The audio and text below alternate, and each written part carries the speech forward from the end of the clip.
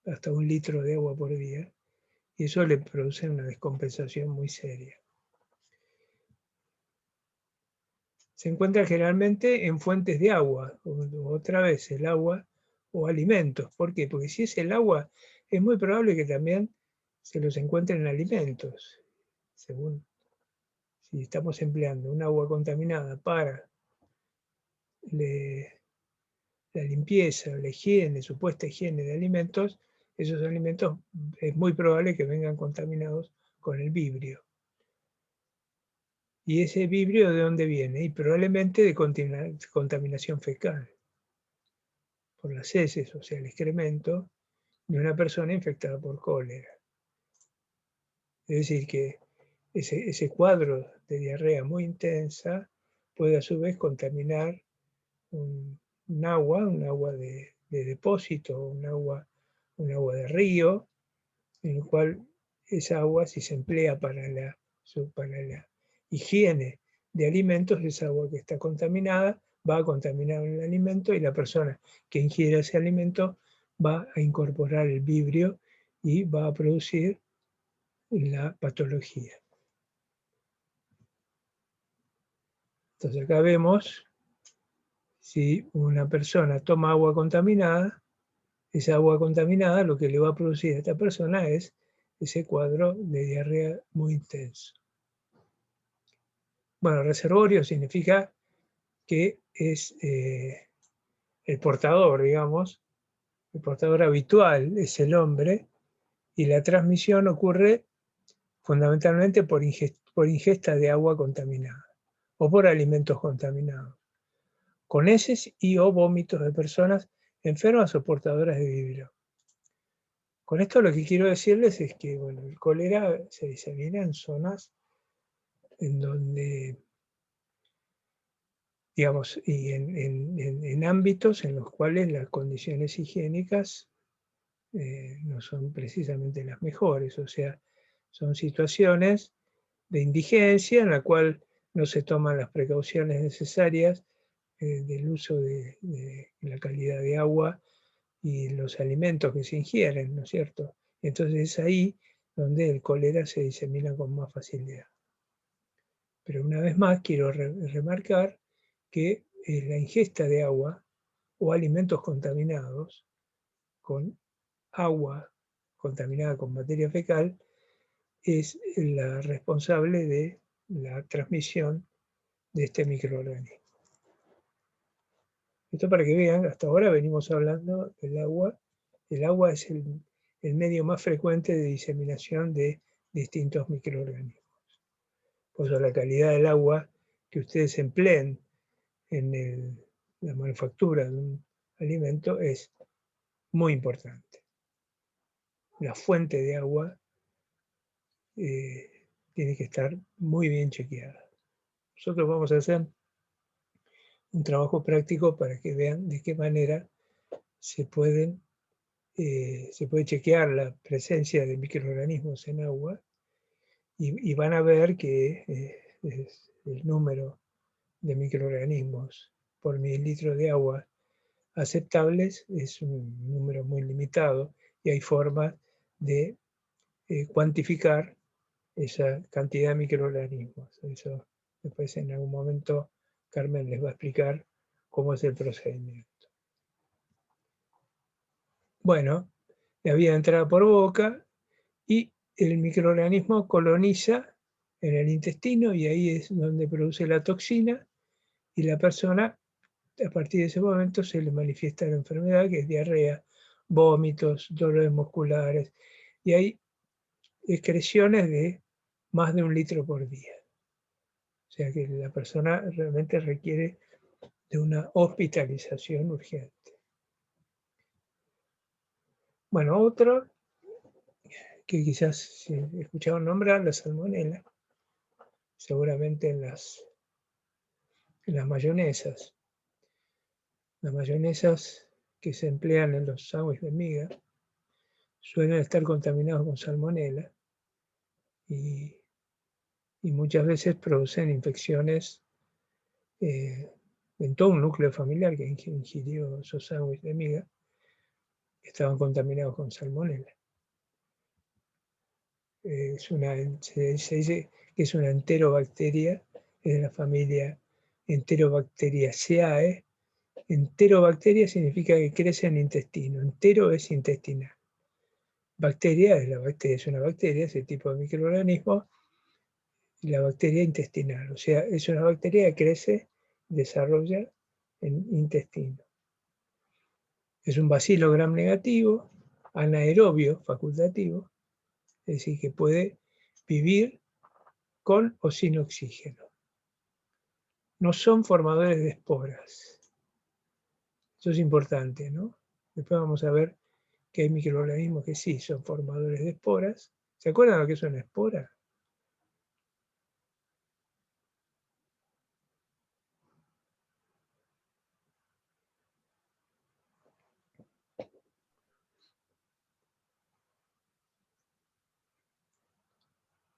¿No se acuerdan? Era una forma en la que se podía reservar la bacteria, digamos. Es decir, es una forma de resistencia. Claro, para resistir. Claro, exactamente. O sea, una bacteria, hay bacterias que en condiciones adversas, de temperatura, pH, en fin, esa bacteria lo que tiene es la posibilidad de generar una espora, que es una forma muy resistente, mantiene genoma, mantiene algo de citoplasma y mantiene vida latente. Entonces, esa espora, mientras exista esa condición adversa, la espora se mantiene como espora, y cuando esa condición adversa desaparece, entonces la espora forma de nuevo un microorganismo, digamos, activo. Entonces, las esporulaciones son formas de resistencia y son muchas veces muy difícil de eliminar las esporas. Y la única forma de eliminar esporas, vamos a ver, que es mediante la esterilización. Son móviles, tienen flagelos perítricos, a ver si tienen, les muestro. Flagelos perítricos son cuando hay un penacho de flagelo en una de las puntas. Esos son flagelos perítricos. Son viables en diferentes condiciones ambientales, o sea, que pueden vivir. Viable significa vivir en diferentes condiciones ambientales. Sobreviven a la refrigeración y congelación, o sea que son perítricos. Mueren por calentamiento mayor de los 70 grados. Estas son las características que tienen la salmonela. La patología que produce la infección producida por salmonela se denomina salmonelosis.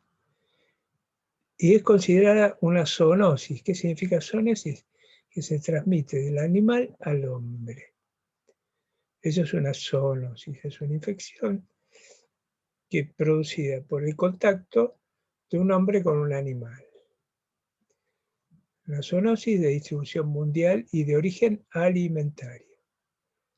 Entonces, la contaminación, la infección con salmonela necesariamente está relacionado al consumo de un alimento contaminado. Y la bacteria se ubica y se multiplica en el intestino y es eliminada a través de la materia fecal. Produce una toxina que se absorbe en el intestino y produce el típico cuadro clínico, o sea que es una bacteria toxigénica.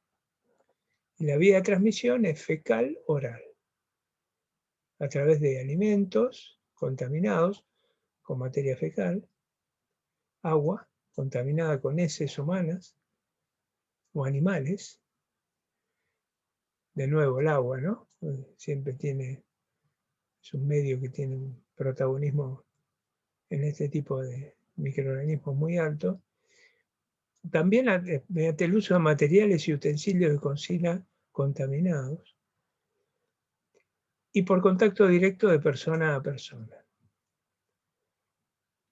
Estas son las formas que tiene la salmonela de transmitirse. Los principales reservorios de salmonela, fíjense, ¿no? Son las aves de corral, pollos, por ejemplo, el ganado bovino y el porcino. O sea que son reservorios, significa que estos bichos, en ellos se aloja la salmonela. Son fuentes de infección las carnes de estos animales y los huevos de pollo, los huevos de gallina, son una fuente importante de contaminación por salmonela. En la cáscara del huevo, ustedes piensen que el huevo lo pone una gallina y esa gallina, en el lugar donde sale el huevo, ahí cerca tiene el orificio anal. Es decir, que la materia fecal de la gallina puede contaminar la pared del huevo. Por lo cual, ese huevo puede estar, seguramente va a estar contaminado con salmonela. La higiene de la cáscara de huevo es muy importante. O sea, los huevos hay que lavarlos y para eliminar todo el resto de salmonela. ¿Por qué? Porque cuando se rompe el huevo, para liberar el contenido, es ahí donde se produce la contaminación del huevo con salmonela. Y si voy a emplear un huevo crudo para hacer una mayonesa, estoy creando todo el ámbito ideal para que la salmonela pueda crecer. Pero es importante la higiene del huevo, y muchas veces, bueno, se pueden agregar, algunos agregan limón, en fin, hay distintas formas en las cuales se puede inhibir o inactivar la salmonela, pero principalmente la fuente en estos casos de contaminación es la cáscara de huevo, ¿no? O sea, el huevo se saca y se debe limpiar bien antes de usarlo.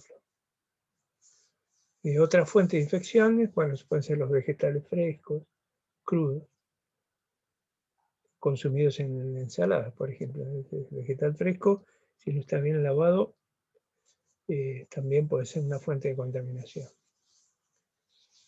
Hay muchos alimentos, como dicen ahí, asociados: carnes crudas, pollo, huevos, leche y derivados, lácteos, vegetales frescos, pescados, salsas y aderezos para ensaladas, mezcla para pasteles, postres a base de crema, también puede ser una fuente de contaminación. Los helados también, gelatina en polvo, cacao y chocolate. En ANMAT, yo se los dejo como para que lo bajen, hay digamos un texto que es sobre la salmonelosis y el tipo de alimentos que puede producir este tipo de infección, que es muy bueno, muy completo. Bueno, prevención, limpieza. Otra cosa, separar lo limpio de lo sucio, ¿no? No mezclar el alimento limpio con el alimento sucio, o sea, separarlo físicamente. En un lugar donde se limpia, no mezclarlo con el lugar en el cual se está manipulando el alimento sucio. Y después la cocción y después el enfriamiento inmediato del alimento, se puede prevenir la diseminación de, por lo menos, los microorganismos que son los mesófilos, ¿no? Los que crecen a temperatura ambiente. También en el NANBAT hay un manual de análisis microbiológico de alimentos que igual lo tenemos nosotros en el campus subido. Bueno, Escherichia coli. La Escherichia coli es indicio de una contaminación fecal. O sea, la presencia de Escherichia coli en agua es sinónimo de contaminación fecal. En nuestro intestino, la famosa flora intestinal es uno de los microorganismos más frecuentes, el Escherichia coli. Entonces, donde hay contaminación fecal va a haber seguramente Escherichia coli. Entonces, si yo encuentro Escherichia coli en cualquier alimento, o agua, o cualquier alimento, estoy encontrando contaminación fecal. ¿Eh? Sí o sí, porque a veces se pueden estar empleando aguas de pozo, aguas de napas, las cuales vienen con una contaminación fecal por, en fin, por una red cloacal o lo que sea.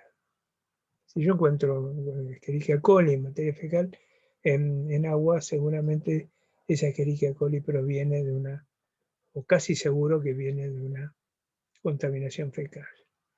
Hay una Escherichia coli que tiene un nombre y apellido, que es la O157H7. Esta tiene que ver, es una que la nombro porque es la responsable del síndrome urémico hemolítico. ¿Qué pasa con esta Escherichia coli?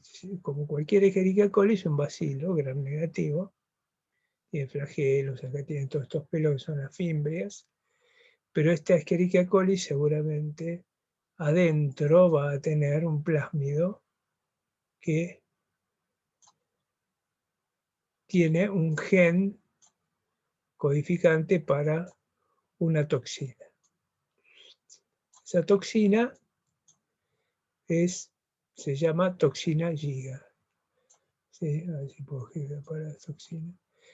Esa toxina es la responsable del síndrome urémico hemolítico. Entonces, como dije, la Escherichia coli es un bacilo gram negativo, no produce esporas. Fíjense, son fermentadores de glucosa y lactosa, con producción de gas. Esto también es importante. Cuando veamos la detección de microorganismos coliformes en aguas, con eso estamos hablando de esos microorganismos que muchos de ellos pueden provenir de una contaminación fecal. Vamos a ver que entre otras características, esos microorganismos coliformes, que pueden estar la Escherichia coli y hay otros, producen gas, producen una burbuja de gas. Entonces, lo que se hace es tratar de capturar esa burbuja de gas mediante una copita, ya van a ver cómo es el procedimiento, en cuyo interior se aloja la burbuja de gas. Son fermentadores, fermentan la glucosa y fermentan la lactosa. Quiere decir que pueden, no hacen una respiración completa de la glucosa y lactosa, la fermentan y pueden producir una, digamos, una molécula orgánica intermedia, no el dióxido de carbono y agua. Es una bacteria mesófila, o sea que vive entre las temperaturas 35 y 43 grados. La temperatura límite de crecimiento se sitúa alrededor de 7 grados centígrados, o sea, por debajo no crece. O sea, temperatura de heladera 4 grados, no va a crecer la Escherichia coli. Entonces, es importante, fíjense esta frase, un eficaz control de la cadena de frío. Si yo tengo un alimento, por ejemplo una carne, contaminada con Escherichia coli, y esa carne estuvo mantenida, la cadena de frío de esa carne se mantuvo, o sea, por debajo de 7 grados, probablemente no di lugar a que la Escherichia coli desarrolle. ¿Sí? Entonces, por eso se dice que es importante mantener la cadena de frío para evitar que estos bichos desarrollen. Fíjense la temperatura límite. Si esa cadena de frío son 4 grados, si en algún momento se rompió esa cadena de frío, el alimento pasó a una temperatura ambiente, por ejemplo 20 grados, entonces ese bicho tuvo la oportunidad de desarrollar. Después, si vuelve ese frío a 4 grados, eso ya es irreversible, o sea, porque ya creció, le di lugar al microorganismo para que crezca. ¿Sí? ¿Se entiende? Por eso es importante que se mantenga la cadena de frío, tanto en las industrias alimentarias como mismo en nuestro hogar, ¿no? Esto es muy importante para evitar que crezca la Escherichia coli en los alimentos. También es sensible a temperaturas superiores a 70 grados. Yo lo caliento por encima de 70 grados, estoy seguro de que estoy matando a la Escherichia coli. Entonces es importante la pasteurización en la leche, ya vamos a hablar de eso, para, con eso sabemos que estamos matando, estamos llevando el alimento por encima de 70 grados, estamos matando a la mayoría de las Escherichia coli.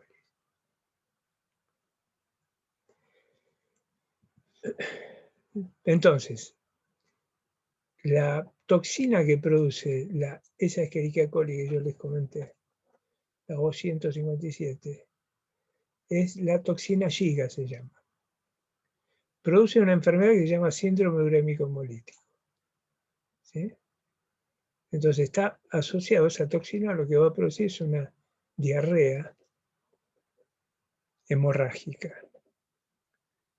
Entonces, fíjense acá, la Escherichia coli llega al intestino, produce esa toxina se fija en la pared del intestino y produce un cuadro de diarrea y de hemorragia, es decir, la liberación de sangre. ¿Y eso para qué le sirve a la Escherichia coli? Para meterse en el torrente circulatorio y entonces diseminarse por sangre. Y bueno, vamos a ver que en esa diseminación va a llegar al riñón. Y entonces la toxina en el riñón lo que va a producir es una insuficiencia renal, problemas hematológicos, es decir, una situación de compromiso muy serio que puede llevar a la muerte. Esto se produce principalmente en chicos, como consecuencia de haber consumido la Escherichia coli viva, por una carne, por ejemplo, mal cocida o cruda, que no esté correctamente higienizada. También se llaman Escherichia coli enterohemorrágica. Entonces los rumiantes en general y el ganado vacuno en particular han sido señalados como los principales reservorios de la Escherichia coli productor de toxina Shiga. O sea, estas Escherichia coli se llaman de una manera u otra, es lo mismo. Entonces, los alimentos contaminados, como carne molida, productos cárnicos crudos o insuficientemente cocidos, embutidos, fermentados, leche y jugos no pasteurizados, vegetales que se consumen crudos, etc., todos estos pueden ser posibles portadores de Escherichia coli enterohemorrágica y pueden producir en un chiquito un síndrome urémico que lo puede matar, ¿no? Así de grave. Otras formas es la contaminación cruzada, que es lo que yo les decía.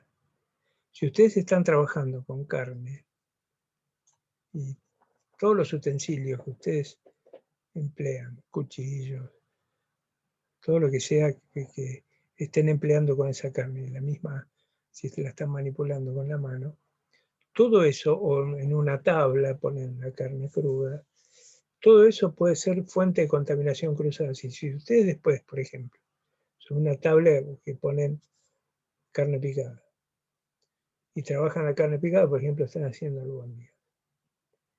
Entonces, esa carne picada, con esas mismas manos, si tocan otro material, otro alimento, lo que probablemente estén transmitiendo, si hay Escherichia coli enterohemorrágica en esa carne picada, lo van a transmitir a otro alimento. Si ese es un alimento que lo van a ingerir en forma cruda, se pueden contaminar. Entonces, lo importante es, una vez que ustedes trabajaron con esa carne, que ya está lista para cocinarla, lavar todo, la tabla, cuchillo, todo lo que hayan usado, lavarse bien las manos y para eliminar todo vestigio de Escherichia coli, posible Escherichia coli, y entonces ahí sí están en condiciones de manipular otro alimento. Eso se llama contaminación cruzada. También a través del contacto directo del hombre con los animales, bañarse en aguas recreacionales contaminadas, esto es más común de lo que uno se imagina, y de persona a persona por la ruta fecal-oral, a través de una contaminación fecal. Entonces se ingiere la bacteria se aloja en el intestino, produce la toxina que pasa al torrente sanguíneo y se aloja en los riñones, que provoca la destrucción de los glóbulos rojos, plaquetas, y esto es lo más grave, afecta la función renal. O sea, puede producir una insuficiencia renal en la cual al chico hay que llevarlo y dializarlo. Así es grave el síndrome de Anik. Y bueno, causas, habitualmente después de una infección gastrointestinal causada por Escherichia coli, consumo de carne, leche y aguas contaminadas por contacto persona por vía fecal oral o contacto directo hombre-animal.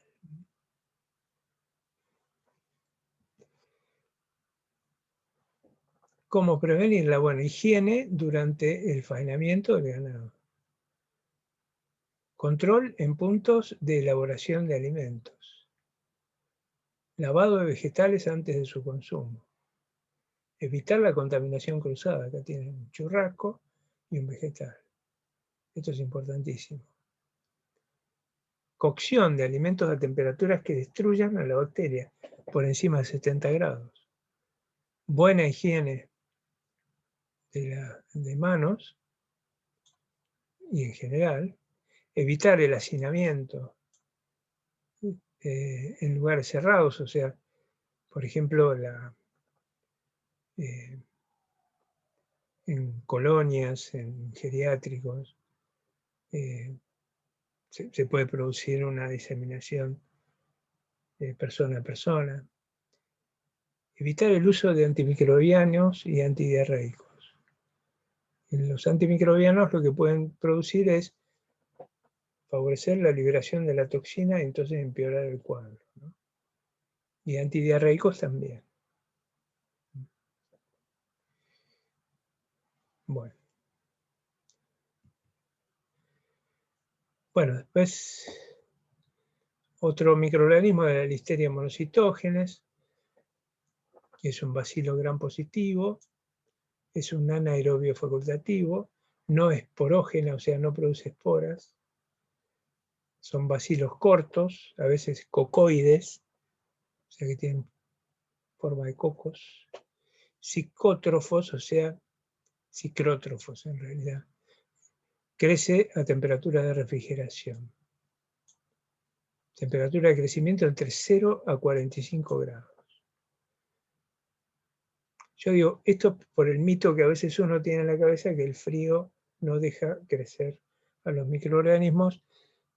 Algunos microorganismos, los mesófilos, no crecen en frío, pero estos microorganismos, son los psicrótrofos, sí crecen en frío.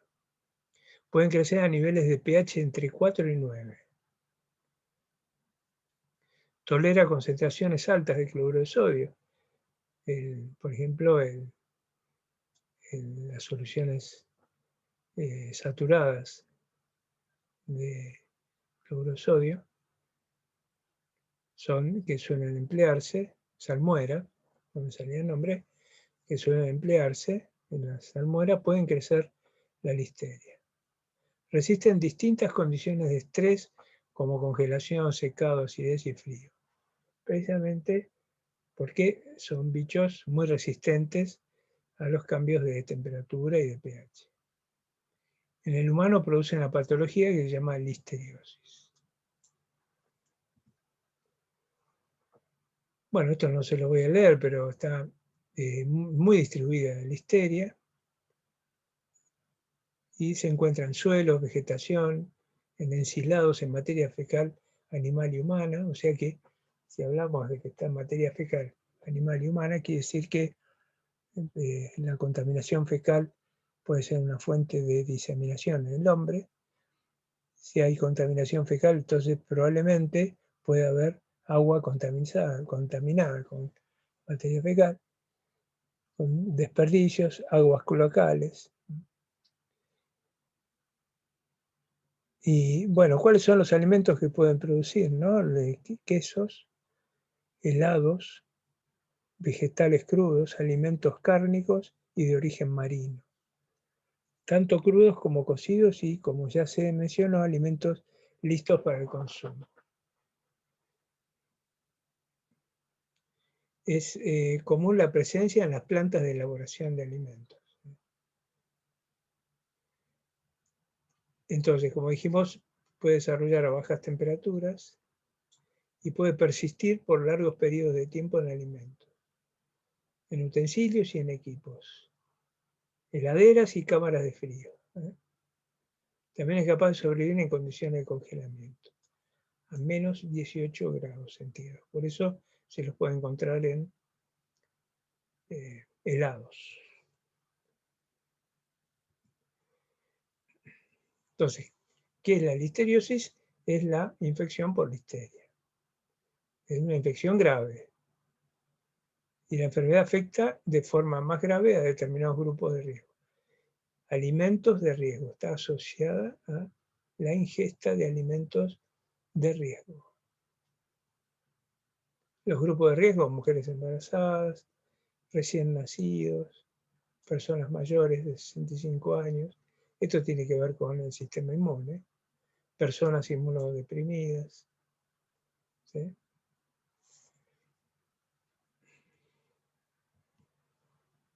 ¿Estamos bien hasta ahora? ¿O están durmiendo? Sí, profe, está bien. ¿Todo bien?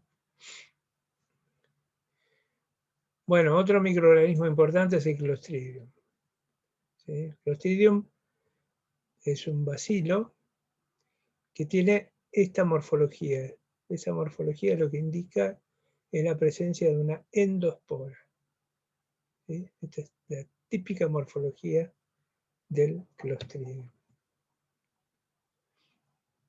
Es un gran positivo y es un anaerobio estricto, o sea, el Clostridium, el oxígeno lo mata, o sea, en condiciones de oxigenación el Clostridium muere. Por eso se dice que son anaerobios, ¿no? Anaerobios estrictos. Contienen endosporas, que son muy resistentes al calor y a varias sustancias químicas, sensibles a ácidos y álcalis. Bueno, hay distintas especies. Está el tetani, que es el que produce las toxinas tetánicas, el tétano. Está el Clostridium botulinum, que es el que produce el botulismo. Y está el Clostridium perfringens, que produce una patología en el hombre, que es la gangrena gaseosa, y el Clostridium difficile, que produce diarreas. Están asociados a conservas caseras, aquellas conservas que no están correctamente higienizadas. Estas conservas que están cerradas herméticamente, o sea que están en condiciones anaerobias, pueden ser un sustrato muy importante para el desarrollo de Clostridium, que son anaerobios y crecen en ámbitos anaerobios. Por eso están asociados a conservas. El Clostridium perfringens lo que producen es una toxina. Todos los Clostridium producen toxinas. Uno de ellos es el perfringens, produce una infección, una toxi-infección. Es una enfermedad de transmisión alimentaria, ETA. ¿sí? La de Clostridium perfringens es reconocida como una enfermedad de transmisión alimentaria. Bueno, el 20% de los casos anuales de intoxicación por alimentos es debida a este anaerobio, que es el perfringens. Entonces, cuando la bacteria es expuesta a condiciones adversas, puede formar esporas. Esas esporas persisten. Entonces, yo puedo, en esta conserva, puedo contaminar, puedo calentar esto. Estos espárragos, estos ajíes, puedo hervirlos, calentarlos, ¿no es cierto? Y entonces, una vez que están hervidos, los guardo en un aceite o en un medio y los cierro para conservar el ambiente anaerobio. Si no hubo una correcta higiene, digamos, cuando yo herví, el Clostridium lo que generó fueron esporas, porque son las formas de resistencia. Cuando este alimento queda a temperatura ambiente, la espora encuentra un ambiente propicio y genera una bacteria adulta activa que se va a reproducir, se va a dividir y va a producir toxina. Quiere decir que el alimento va a ser tóxico, porque hay un Clostridium que está desarrollando en su interior.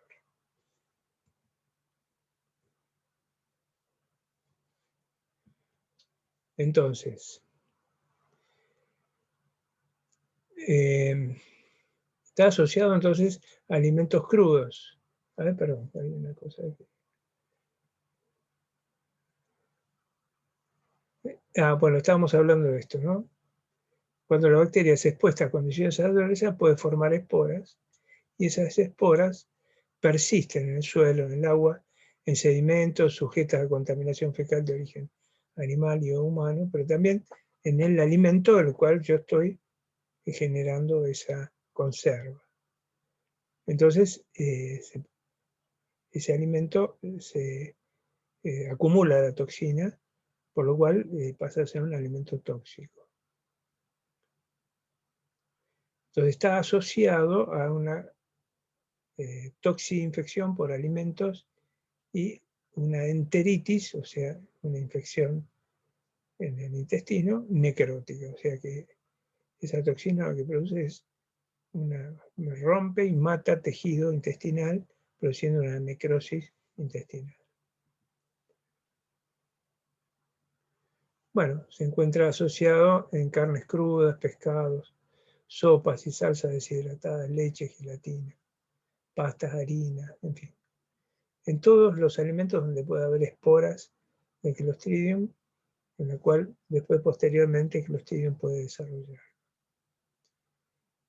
Fíjense esta frase: luego de la cocción, si no se toman los recaudos necesarios durante el enfriamiento o almacenamiento, el Clostridium puede crecer en las grietas y cavidades internas de los alimentos, favorecido por las condiciones de anaerobiosis, que es lo que yo les decía antes.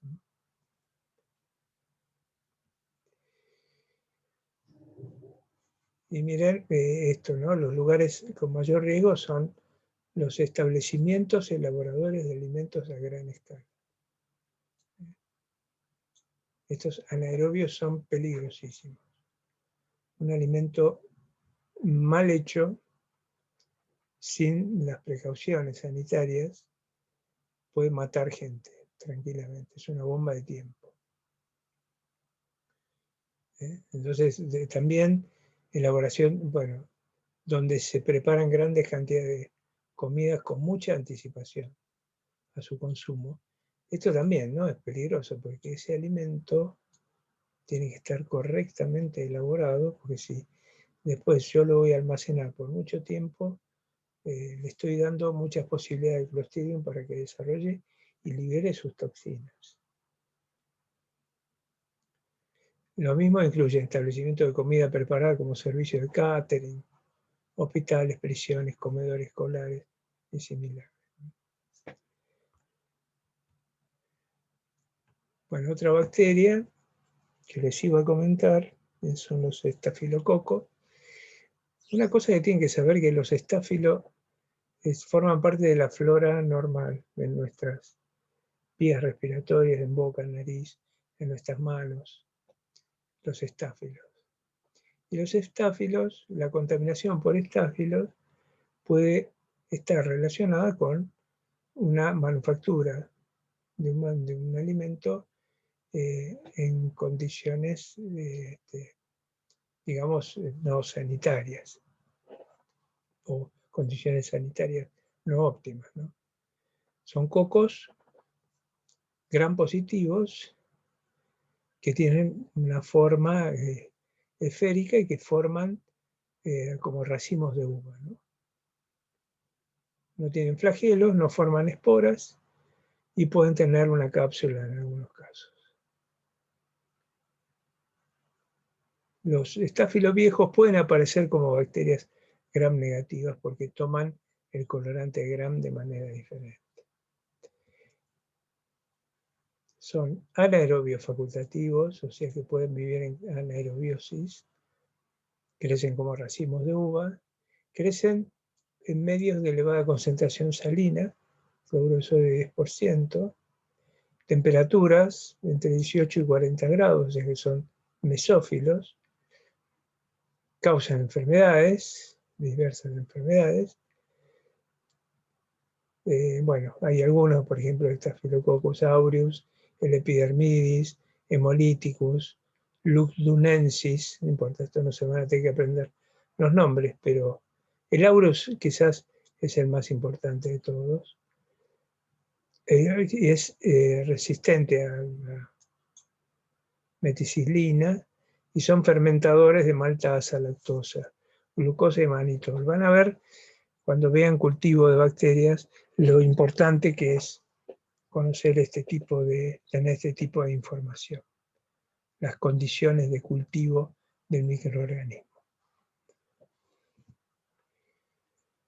Bueno, entonces la contaminación de alimentos es, por ejemplo, el hábito de tocarse con las manos la cara mientras se elaboran productos alimenticios incrementa el riesgo de contaminación. ¿Por qué? Porque en fauces está presente, lo tenemos viviendo con nosotros, el estáfilo. En todos los brotes se han comprobado que los manipuladores de alimentos tenían lesiones en la piel y fue aislada la misma cepa enterotoxigénica de Staphylococcus aureus. Es decir, que hay un Staphylococcus, el aureus, que puede producir toxinas, que son peligrosas también para la salud. Entonces, la relación con los alimentos tiene que ver principalmente con la manipulación. Tiene que ver también con la presencia generalizada de esta bacteria en el ser humano, en la piel, nariz y garganta.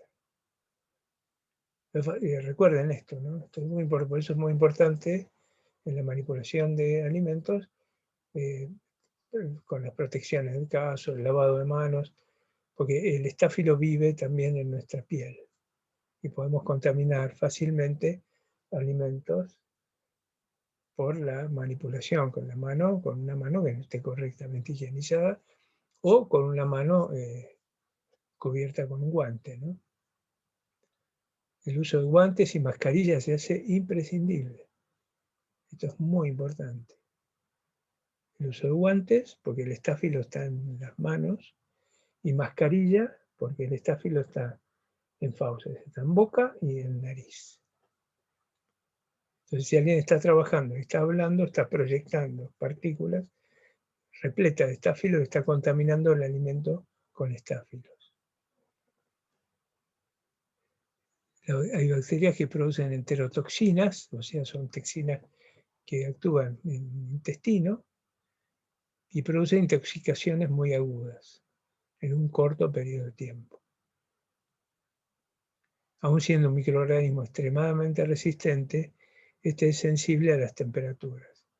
Se inactiva a baja temperatura, en frío, por lo que no produce enterotoxinas, y con un cocinado adecuado se destruye. Esto es un dato no menor. Por lo menos ya sabemos qué tipo de manipulación hay que hacer para eliminar o garantizar eliminar el estáfilo.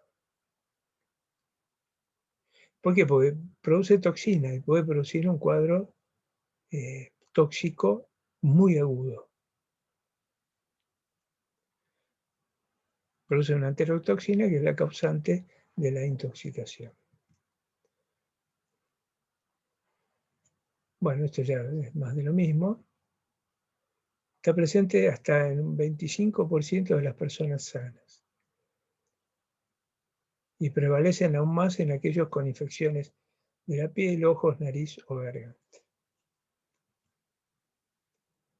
Bueno, produce intoxicación alimentaria.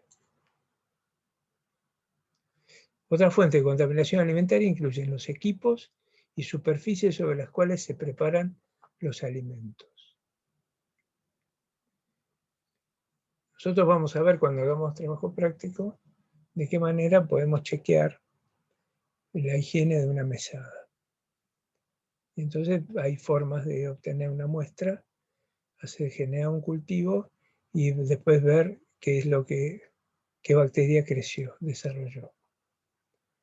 Y vamos a ver que probablemente estáfilos tengamos. Veamos estáfilos que están contaminando la mesada de trabajo. Es una bacteria que crece rápido y genera una toxina que da origen a una patología, a una enfermedad. Bueno, esto es más de lo mismo, ahí yo se los dejo como material de lectura.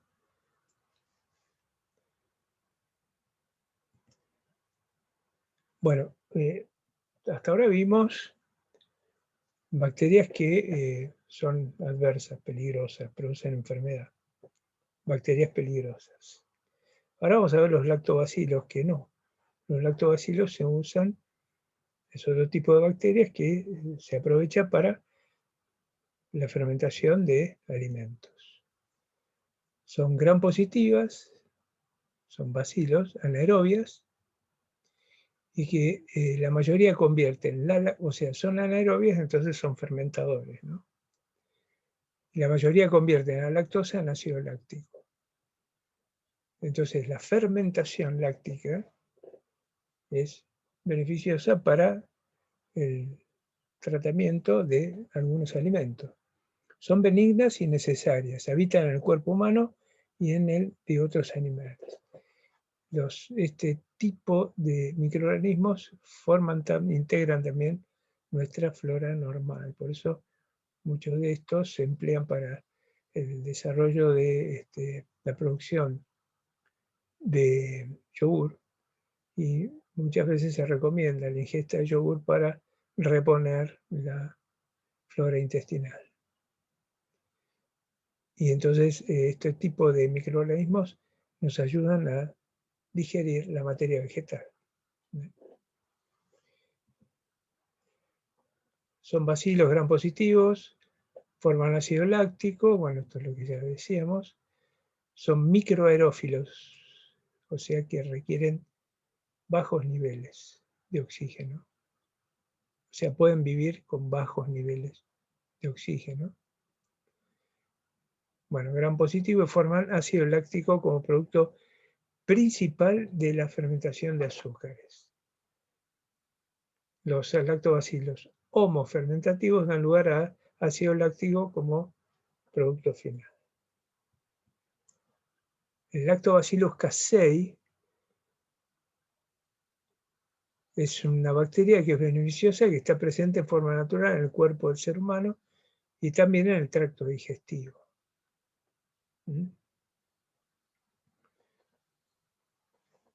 Bueno, esto es por ejemplo, se emplean en la fabricación de numerosos alimentos como yogur, queso, encurtidos, aceitunas y algunos panes. Se emplean estos en la industria la industria alimentaria. Y entonces se emplean para la fermentación láctica, por ejemplo, fermentación láctica es la fermentación de la leche. Hay dos bacterias importantes, el Lactobacillus y el Streptococcus. Hay unos estreptococos que suelen emplearse para la fermentación láctica en la producción de yogur, queso, kefir, cuajada, chucrut, pepinillos, aceitunas, el quiche, que no sé lo que es, y la fermentación alcohólica, que es para la producción de vino, cerveza, producción de pan y bollería. En este caso se emplean otros microorganismos que son levaduras, son hongos del género Saccharomyces. Esto para ver que en procesos biotecnológicos, en la producción alimentaria, suelen emplearse estos microorganismos para fermentar. El proceso fermentativo se emplea mucho en la industria alimenticia. Entonces, hablando un poco de los estreptococos, estos son los estreptococos. Strepto significa cadenas, son cadenas de cocos, son gram positivos, no esporulados y crecen en cadenas típicas o en pares en medio de cultivo. Ahí tienen diplococos. O puede haber streptococos, cadenas largas. Son anaerobios facultativos, catalasa negativa, bueno, eso ya van a ver la importancia de saber ese tipo de datos, y producen sustancias de enzimas extracelulares que le permiten degradar alimentos. Son útiles en la leche. El Streptococcus thermophilus son los responsables de la acidificación de la leche o de los productos lácteos. Ustedes cuando veamos una gota de yogur en el microscopio van a ver que están llenos de estos streptococos, un yogur, van a ver muchos streptococos y diplococos. Y también van a ver algunos bacilos. Son encontrados principalmente en leche cruda. Causan algunos cambios deseables en la manteca, queso y leche cultivados. Bueno, que dan aromas y sabores agradables. Son muy empleados estos streptococos. Bueno, esto es más o menos